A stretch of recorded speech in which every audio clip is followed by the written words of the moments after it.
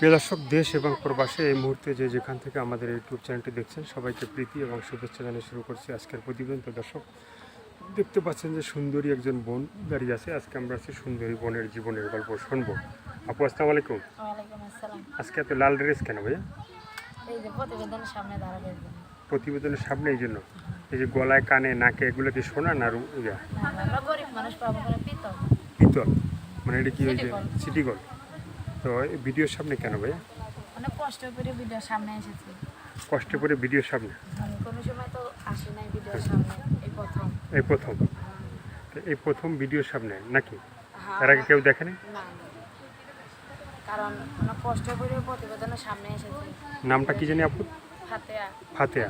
তো ফাতেয়া কি কি এর আগে কেউ কি দেখে নাই নাকি? না না, তো এই প্রথম? হ্যাঁ প্রথম। না, আবার মানে অনেকে বলবে যে ভাই এটাকে দেখছি আগে। না ভাই, এটা প্রথম। আচ্ছা, তো ফাতেয়া আপু কি মানে জীবনে কি প্রেম ভালোবাসা হয়েছিল মনে? না, বিয়ে হয় নাই। না, বিয়ে তো হয় নাই মানে? কষ্ট হয়ে দিন রাতে মানুষের বাড়ি কাজ কাম করি, হ্যাঁ, প্রেম করার সময় কম। মানে বিয়ে তো হয় নাই কিন্তু প্রেম ভালোবাসা হয়েছিল, মানে প্রেম টেম হয় নাই? না না, কেউ কি ফাতেয়ার পিছে গোলাপ নিয়ে ঘোরে নাই? লাল গোলাপ? মানুষ সময় তো দিতে পারি না কারণ হ্যাঁ। কাজ কাম করি, হ্যাঁ। মানুষের বাড়ি কাজে যাই, সকালে যাই, সন্ধ্যা রাত 8টায় আসি। হ্যাঁ। তাইলে প্রেম ভালোবাসা কখন করবো ভাই? মানে প্রেম ভালোবাসা জীবনে হয় নাই? না। তো এখন এই যে ভিডিওর সামনে আসলা, হ্যাঁ, অনেকে প্রেম বা ভালোবাসা করতে চাবে, বাসা যাবে? হ্যাঁ। হুম, কী ধরনের একটা মানুষ চাই?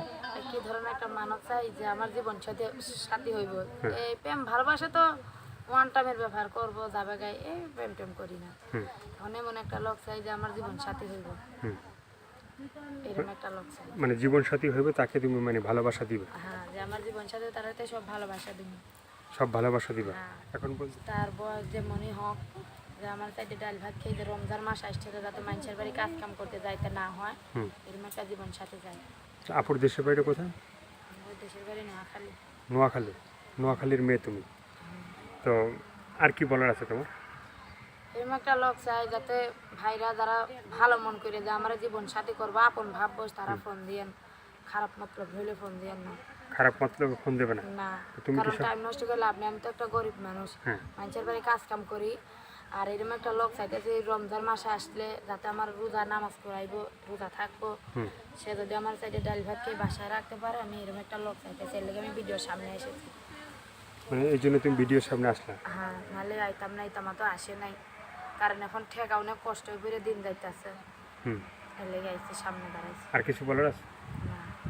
দর্শক, এই আপুর কথাগুলো শুনলেন, ভালো লাগলে অবশ্যই তার পাশে থাকবেন। সাহায্য সহায়তা, প্রেম ভালোবাসা, বিয়ে শাদী যে যেটা করবেন সেটা আপনাদের একান্তই ব্যক্তিগত ব্যাপার। ভালো থাকেন, সুস্থ থাকেন, 5 ওয়াক্ত নামাজ পড়েন, দেশটাকে বেশি বেশি করে ভালোবাসেন।